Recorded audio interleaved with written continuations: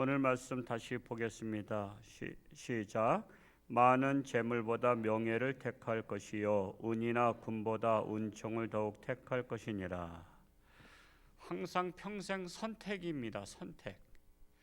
우리는 어디서 살 것인가 선택해야 되고, 또 어느 학교 들어갈 것인가 선택해야 되고, 어느 직장 들어갈 것인가 선택해야 되고, 또 누구와 결혼할 것인가 선택해야 되고요. 또 교회도 마찬가지예요. 어느 교회를 내가 선택할 것인가, 그것도 또 택하는 게 중요합니다. 선택 잘못하면 평생 불행한 거 아시죠? 선택 잘못하면. 그래서 하나님의 지혜는 분별력이거든요. 그래서 하나님의 지혜를 받으면 선택을 잘하게 되어 있어요. 근데 분별력이 없으면 선택을 못해요. 그래서 겉만 번지르한 것은 봤다가 그게 골탕 먹을 때가 많죠. 이 수박은, 여름의 수박은 어떤 때 사면은 아주 커서 좋은데 거기서 잘라볼 수도 없잖아요. 수박 가게에서 잘라서 잘 익었으면 가져가고 안 익었으면 안 가져간다 그러면 이게 주인이 안 팔고 말죠. 그러니까 그 안을 들여다볼 수가 없어. 그래서 일단은 탐실한 것을 사가지고 왔는데 덜 익었어요. 그러면 비린내가 나. 수박도 덜 익으면 비린내나는 거 아시죠? 그러면은 그거 갖다가 물릴 수도 없고 아주 속상한 거야. 제일 크고 탐스러워서 제일 돈을 많이 줬는데 제일 맛이 없는 거야. 그런 경우가 있어요, 없어요? 있단 말이에요. 그래서 이 수박은요, 사실 잘 고르려면은 손으로다가 조금 눌러봐야 되는 거 아세요? 손으로다가 수박을 약간 눌러보면요, 그 기를 대면 잘 익은 것은 그 뭐죠? 스티로폼을 꽉 눌렀듯이 사그락 소리가 나요. 이 사그락 소리가 나는 것은 그게 아주 토실토실 밤토실 잘 익은 거예요. 제가 옛날에 수박을 연구했을 때 그거 발견한 거예요. 근데 대개가 그 못하잖아요. 안 하고서는 그냥 눈으로 보고 하는데, 사람의 눈으로 보는 것은 이렇게 분별력이 없다라는 거예요. 그래서 하여튼 앞으로 수박 사실 때 한번 이렇게 딱 만져보시고 과연 소리가 나는가, 그리고 그 말이 맞는가 한번 올 여름에 수박 사서 한번 해보시기 바랍니다. 목사님 말씀대로다 수박 샀더니 속된 말로 기똥차게 익었다. 그러면 그 수박에서 10분의 1은 가져오시기 바랍니다. 하여튼 가져오시면 제가 맛있게 드리겠습니다. 오늘 말씀이 바로 그거예요. 많은 재물보다 명예를 택하라고. 이 택하는 것에 대해서 하나님께서 말씀을 해주셨어요. 많은 재물하고 명예가 있다면 무엇을 택할 것인가? 명예를 택하라는 거야. 그리고 은이나 금하고 은총이 있어요. 여기서 은총은 하나님의 은총을 말하고 있어요. 그래서 금이나 은보다 하나님의 은총을 택할 것이니라, 그런 것입니다. 마태복음 6장 24절에 보면 예수님께서 말씀하셨죠. 한 사람이 두 주인을 섬기지 못할 것이니 혹 이를 미워하거나 또 미워하고 저를 사랑하거나 혹 이를 중히 여기고 저를 경히 여김이라. 너희가 하나님과 재물을 겸하여 섬기지 못하느니라. 예수님께서 말씀하셨어요.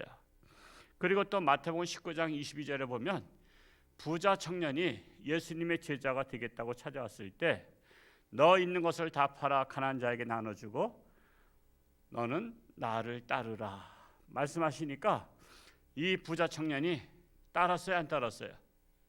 우리 다 성경 아시잖아요. 이 부자 청년이 재물이 많은 거로 근심하며 가니라.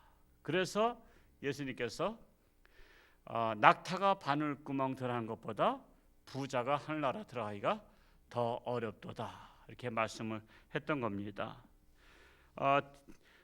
디모데전서 6장 17절에는 정함이 없는 재물에 소망을 두지 말고 하나님께 소망을 두라 말씀하고 있어요. 야고보서 5장 3절에는 너희가 말세에 재물을 쌓아도다 그랬어요. 말세는 재물을 쌓아놓는다는 거예요. 여러분 우리나라에서 제일 부자, 세계적인 부자 삼성 아니에요? 삼성 그 이재용 부회장이라고 하죠. 아직은 회장 자리는 아직 저기고 이제 부회장이 정부로부터 한 70번을 고발당해서 여러분 한 사람이 여러분 고발당하면요. 저도 고발당해봤지만 그거 증명을 해야 되는 거예요. 당신이 죄가 아니라는 것을 증명해야 되는 거예요. 그러면은 막 그냥 옛날 서류서부터 뭐서부터 이게 엄청난 준비가 필요하고요. 심지어 또 변호사까지 쓰게 되면 변호사 수임료가 보통 큰 건들은요 몇 천만 원이에요. 보통 3천만 원, 5천만 원 그렇게 되고요. 또 누구는 그 전에 제주도에서 누구 죽였던 그 엄마 무슨 그 살인 사건 거기에는 변호사를 열 몇 명 썼잖아요. 그러면요 보통 몇 억을 쓴 거예요, 몇 억. 근데 70건을 고발당해서 계속 지금도 재판 중이잖아요. 왜 이렇게 70건씩이나 고발할까요? 사실 그래서 오죽하면은 한국을 떠나고 싶다고 이번에 고백했더라고. 기업하기 좋은 나라 가서 살고 싶다. 그러니까 세계적인 최고 부자들이요 늘 그 잠이 오겠어요? 늘 고발당하고 늘 재판 받아야 되고 지금 막 그 저기 한 사람들은 빨리 구속시키라는 거 아니에요? 이재용 부회장 구속시키라고. 구속시키면 어떻게 될까요? 삼성을 빼앗는 게 목표잖아요. 그래서 가난한 자한테 나눠주자는 이익공유제라는 게 그래서 나온 거예요. 이익공유제라는 것이 부자들 거 빼앗아서 나눠줘가지고 표를 얻자. 가난한 사람들한테 표를 얻자. 그거 아니에요. 정말 저는 뭐 누구 편이라기보다는 제 입장에서는 삼성하고 저는 아무 관계도 없지만 주식도 없고 아무것도 없어요. 저 아는 사람이 삼성 근무한 사람도 없는 것 같아요. 그렇지만은 삼성 같은 글로벌 기업을 키워줘야 돼요. 세계는 경쟁력이에요. 여러분 축구 선수 동네 축구 선수 100명을 세계 내보내는 것보다 손흥민 선수 한 사람이 영향력이 더 큰 거 아시죠? 우리가 100명씩 내보내겠다 한다고 해서 그거 받아줄 선수 한 명도 없어요. 동네 축구 선수 안 받아줘. 차라리 손흥민 한 사람 데려간다니까 1,000억을 주더라도 그게 국가 경쟁력이에요. 지금 우리나라 손흥민 선수 때문에 그래도 많은 사람이 위로받잖아요. 그가 골을 넣을 때마다.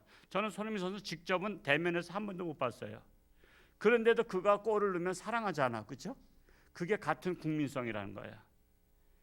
여러분 삼성 저는 이재용 회장도 보지도 못했고 뭐 아무 주식도 없고 아무것도 없어요. 그러나 삼성이 크면 클수록 우리나라가 살아요.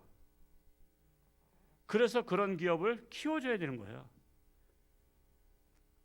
그런 기업을 키워주면 국민들이 많은 사람이 일자리 창출되고 많은 복지가 해결되는 거예요. 우리나라 경제 20%잖아요. 수출에.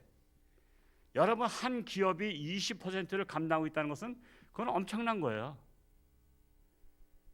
그거 쉬운 거 아니에요. 20%가. 내가 버는 것이 우리나라 경제의 보탬이 돼요. 그렇게? 솔직히 별 볼 일 없잖아요.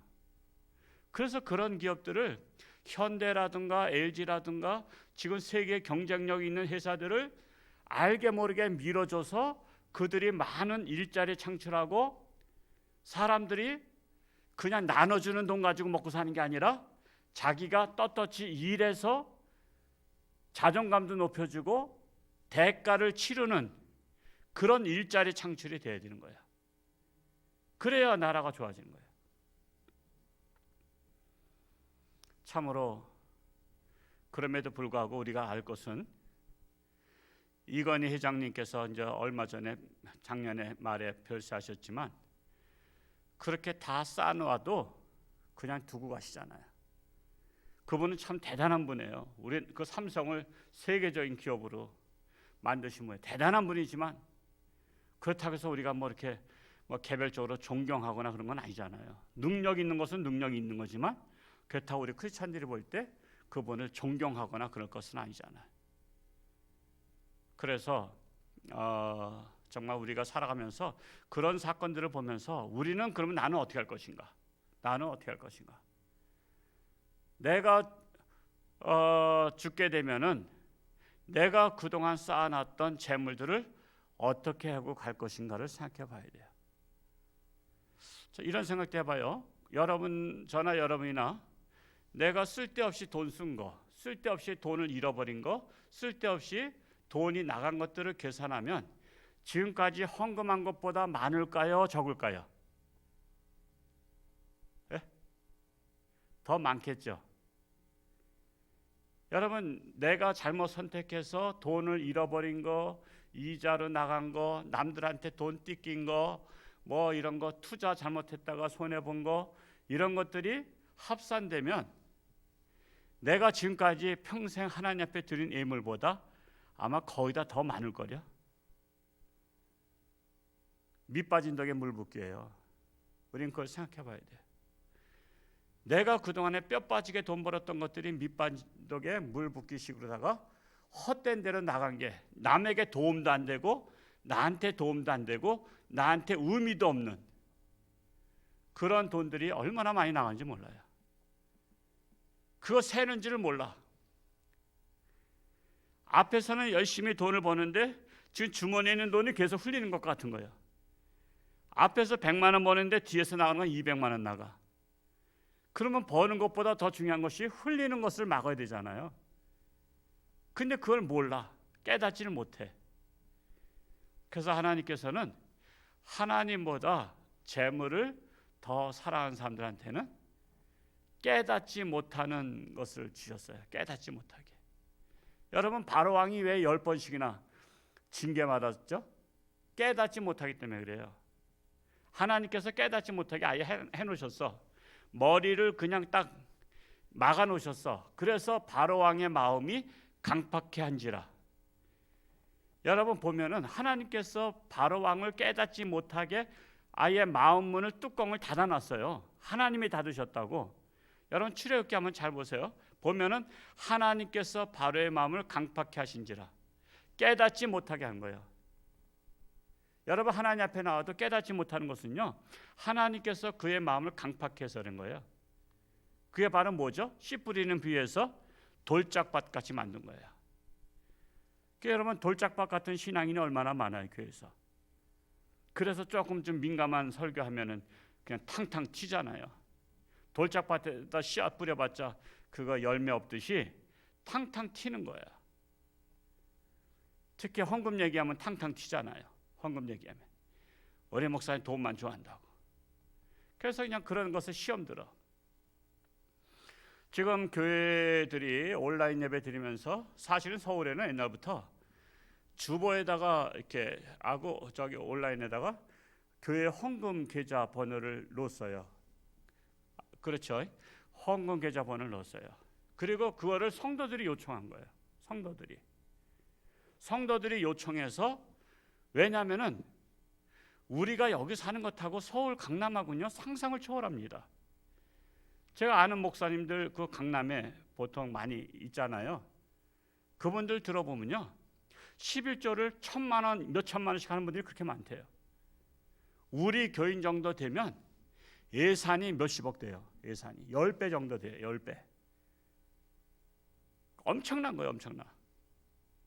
근데 이분들이 헌금을 교회 와서 낼 수가 없는 거야. 왜냐하면 2천만 원을 헌금을 가져온다고 생각해 보세요. 그러면은 5만 원짜리로 바꿔도 2천만 원 정도 되면 얼마큼 될까요? 보따리를 다 싸가지고 와야 되잖아요. 그러니까 이게 헌금하면서 또 보따리 싸서 헌금함이 있고 또 넣는 곳이 봉투가 간신히 들어가는 건데 이거 어떻게 할 거야? 이거 돈을 뜯어가지고 계속 집어넣을 거야? 그러니까 목사님 너무 불편합니다. 제발 온라인 구자 개설해 주세요. 그 전화 이체로 다 해서 그냥 헌금은 안 하는 것처럼 해서 하겠습니다. 남들이 볼 때 5만 원짜리 계속 집어넣는 거 봐도 또 그렇잖아요. 그래서 거의 다 교회들이 이게 강남이나 이런 데서부터 온라인 번호를 그 영상에다 띄워주고 그렇게 해요. 저희 교회도 작년도부터 온라인 번호 이제 주보에다 놓죠. 밴드에다 올리고. 그것 때문에 또 비난도 좀 있다래요. 그 온라인 번호를 그렇게 했다고. 그런 얘기 들을 때마다 가슴이 아파요. 제가 제안한 것도 아니고 우리 성도님들이 지금 교회도 잘 못 나오니까 좀 그렇게 해주면 안 되냐. 제가 굉장히 그거 고민했어요. 왜? 그거 분명히 비난할 사람들이 있기 때문에. 누가 비난해요? 세상이 비난하는 게 아니라 우리 교인들이 비난하기 때문에. 그게 아닌 게 아니라 그런 얘기들이 들려와요. 그것 때문에 교회가 말이야 이게 온라인 번호까지 이렇게 밴드에다 올리고 그런다고. 누가 그러겠어요? 하나님보다 재물을 더 사랑하는 사람들이 그런 거예요. 저 은평제일교회 영상을 봤더니 거기는 예배지 헌금 시간에 이렇게 온라인 번호를 띄웠더라고. 그러면서 온라인 예배 드리는 사람들이 이 시간에 전화 이체로다가 헌금을 같이 동시에 하라고. 그래서 우리 교회도 이렇게 하면 좋겠다 소리가 나왔지만 아직은 제가 거절했어요. 우리 성도님들이 그 정도로 성숙한 성도들이 아니다. 괜히 욕만 바가지로 먹고 목사님 어떻게 이제 헌금을 거두려고 그런 것이다. 우리 지금 밴드에 올리고 주보에 올린 것도 비난하고 있는데 또 영상 예배 시간에 그렇게 올리면 많은 사람들이 또 시험 들 거다. 저는 우리 교회 성도님도 그렇게 성숙한 신앙인이 그렇게 많지 않다고 봐요. 그러나 하나님의 말씀은 분명한 것이 있잖아요. 너희가 많은 재물보다 명예를 택할 것이고 은이나 금보다 은총을 더욱 택할 것이니라 그랬습니다. 그래서 하나님께서는 우리가 예물을 통해서 시험을 해보시는 거예요. 자, 오늘 새벽에는 역대상을 읽으면서 솔로몬이 성전을 질 때 원래는 다윗이 지려고 했는데 하나님께서 넌 전쟁을 너무 많이 해서 피를 많이 흘려서 네가 짓지 마라 해서 그 아들 대해서 모든 설계도와 모든 것을 다 물려주죠. 그 솔로몬이 질 때 그때 이제 성전 건축 헌금을 모으는데 백성들이 즐거워하며 헌금을 드리더라 이런 말씀이 나와요. 즐거워하며 하나님 앞에 예물을 드릴 때 즐거워하며. 여러분 그 시대가 잘 살아요? 지금이 잘 살아요? 그 시대 저 티코도 없었어요. 자전거도 없었어. 그 시대는요 냉장고 없어요. TV도 없고. 여러분 그 시대는요 그냥 한 끼를 먹으면 사는 시대였어요. 한 끼. 제 친구 중에서 한 친구가 케냐르다가 선교사 갔다 왔는데 선교사로 가서 가장 고민이 뭐냐면 자기는 한국에서 하루 3끼를 먹던 습관이 있잖아요. 우리가 여러분 지금 3끼 드세요? 한 끼 드세요? 사실 3끼 먹잖아요. 우리가 보편적으로. 근데 케냐를 갔더니 그들은 한 끼만 먹고 있는 거야. 근데 선교사님이 이제 걔들하고 사귈래니까 처음에 공도 차고 먼저 주일학교에 애들부터 이제 끌어들이잖아요. 애들부터 와서 이제 하고 그랬는데 점심 때가 됐으면 걔들을 다 먹일 만한 후원금이 들어오지 않으니까 애들아 이제 집에 가서 놀아라 그러고 자기는 집에 들어와서 점심을 먹는 거야. 자 생각해 보세요. 그 친구가 그러더라고. 애들을 집에 보내고 자기 혼자 가족끼리 밥을 먹을 때 양심이 찔릴까요? 안 찔릴까? 양심이 찔리는 거야. 애들까지 같이 먹으면 좋은데 후원금이 그렇게 안 들어오니까 자기 생활밖에 안 되니까 애들은 집에 보내고 자기 가족만 들어와서 밥을 먹는 그 심정이 그렇게 괴롭더래요. 저는 그 신학생 때 그 친구 얘기를 듣고 그게 평생 잊지 못하겠어요. 여러분 우리 점심 먹을 때 괴로워요? 지금 세계 10억이 하루 한 끼 먹기도 힘들어요. 지금 그렇게 어렵다고. 근데 우리는 하루 3끼 먹고 간식도 먹잖아. 우리는 간식도 먹어. 우리 너무나 잘 먹는 것에 대해서 우리 하나님 앞에 또 그런 아프리카나 동남아나 어려운 사람들에 대한 아픔이 과연 있느냐 이거죠. 있느냐. 저는 우리 교회가 정말 헌금 생활 제대로 해서 지금 우리가 선교사 17분을 지금 후원하고 있잖아요. 지금 교회마다 어려워서 뭐부터 끊는지 아세요? 선교사부터 끊어요. 선교사부터 끊어요. 그러면 선교하지 말라는 거잖아요. 우리가 나가서 선교할 걸 선교사가 대신하는 거잖아요. 나 대신 간 거야. 그러면 우리가 고마워서라도 그걸 밀어줘야 되는 거거든. 사실은 내가 가야 될 건데 그들이 갔다고.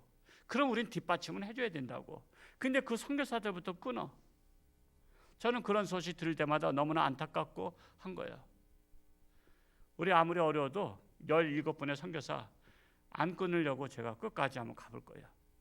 그냥 그들 끝까지 후원하고 한번 해볼 거예요. 하여튼 우리 홍천요한교회가 지금 나라가 어려워요. 코로나 시대라고 하지만 지금 아예 교묘하게 교회를 핍박해요. 아마 이번에 17일 날 풀지 않고 설날까지 또 간다는 말이 있어요.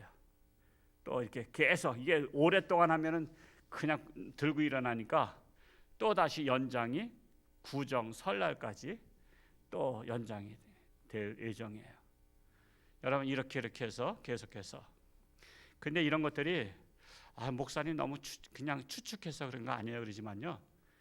지금 통일부 장관 계신 이인영 그분도 고척교회 집사님이라고 하지만 저는 사실 정치인들 집사님들 그렇게 믿지 못하겠어요. 그분이 그런 거예요. 교회를 구조조정하겠다고. 그래서 1000만 명을 200만 명으로 줄이겠다고. 여러분 이런 것들이 다 이게 총선 전에 나왔던 얘기들이에요. 지금 교인들을 200만 명으로.